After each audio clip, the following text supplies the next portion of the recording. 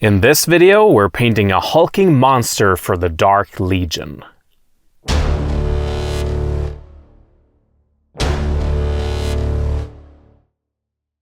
Hi all, and welcome to the cabin. Now that I received my Kickstarter pledge, it's finally time to paint some more Warzone Eternal miniatures. I'm gonna start with one of the most iconic units from the Mutant Chronicles universe, the Razide. Or is it the Razide? You know what? Let's sort that out first. The name actually originated in a Swedish role-playing game called Kult, released by Target Games in 1991 and developed by a pair of Swedish writers. The concept of these creatures carried over into the company's next RPG, Mutant Rymd, which was released in the spring of 1992.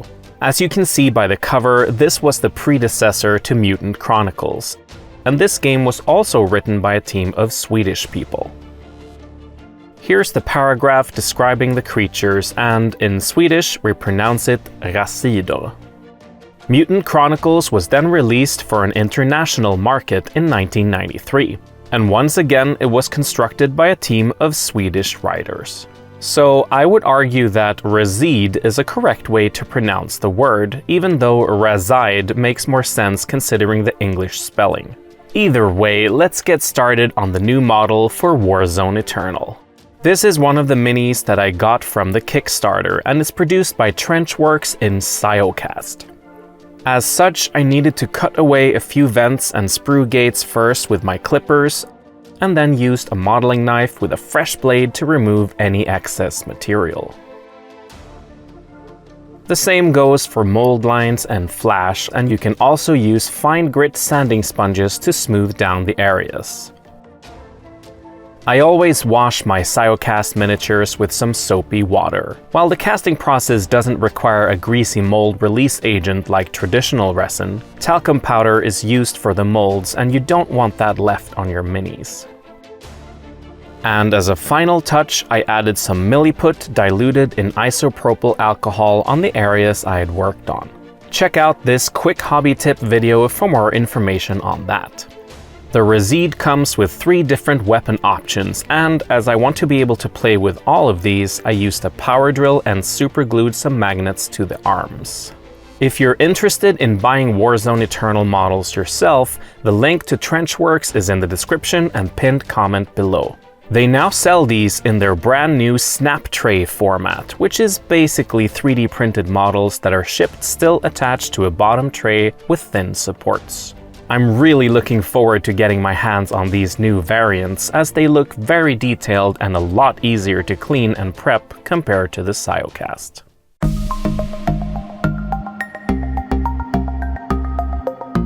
I undercoated the body with Wraithbone and all the weapons with Leadbelcher. Traditionally, Razides are depicted with red and purple skin tones, so that's what I'm going for. Here you can see some of the amazing art from over 30 years of Mutant Chronicles, with pieces by Paul Bonner, Studio Parente, Alex Horley, and Anwar Hanano. I started by base coating all the skin with Phoenician purple. To save time, I set up my airbrush, but you can definitely use a normal paintbrush for this. Next, I added a zenithal spray of Corn Red, covering most of the skin and leaving only the shadows as well as parts of the arms and legs purple. As preparation for the next stage, I sprayed the whole body with gloss varnish, and then added an overall wash of Caribur Crimson, making sure it didn't pool too much anywhere.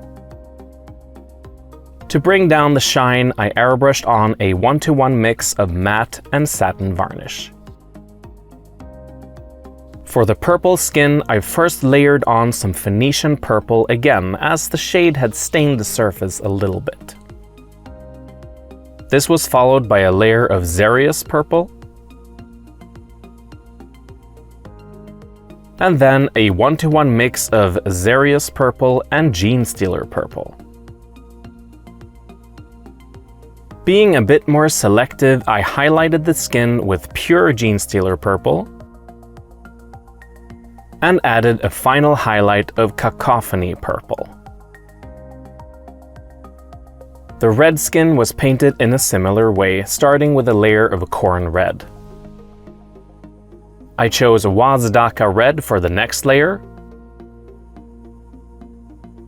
and then continued with a 1-to-1 mix of Wazdaka red and Evil Sun's scarlet. After that, I used pure Evil Sun's scarlet as a more selective highlight, and Wild Rider red for the final highlighting. I painted the eyes with the same colors, but with an extra highlight of Fire Dragon Bright. To bring the colors together and add a bit more saturation, I used Luxion Purple diluted with a lot of contrast medium as a filter all over the purple skin, and Doomfire Magenta in the same way for the red skin.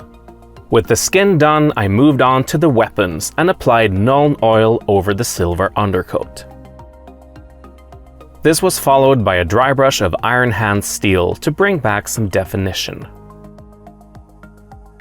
I wanted the metal surface to look dirty, so I painted Rattling Grime all over it. Finally, I dry brushed on some Iron Breaker, focusing on the edges. I base coated the power cells on the Nazgaroth with Macragge Blue, and then layered on some Altdorf Guard Blue. After that, I highlighted them with Rust Grey,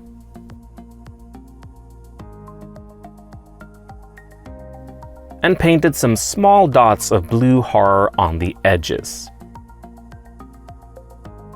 I finished the cells with a filter of Talassar Blue diluted with a lot of contrast medium. The Nazgaroth also has these large panels, which I painted with Demonette Hide. This was followed by a layer of Warp Fiend Grey, and then Slaanesh Grey. I highlighted them with Celestra Grey, and added a filter of Dreadful Visage diluted with a lot of contrast medium. At this stage, I varnished the miniature with a mix of matte and satin varnish and glued it to the base. Using PVA glue, I covered the base with Wasteland Soil from Geek Gaming Scenics. Once the glue was fully dry, I brushed on some burnt sienna pigments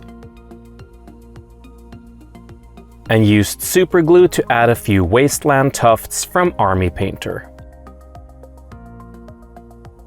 Lastly, I painted the base rim with Abaddon Black.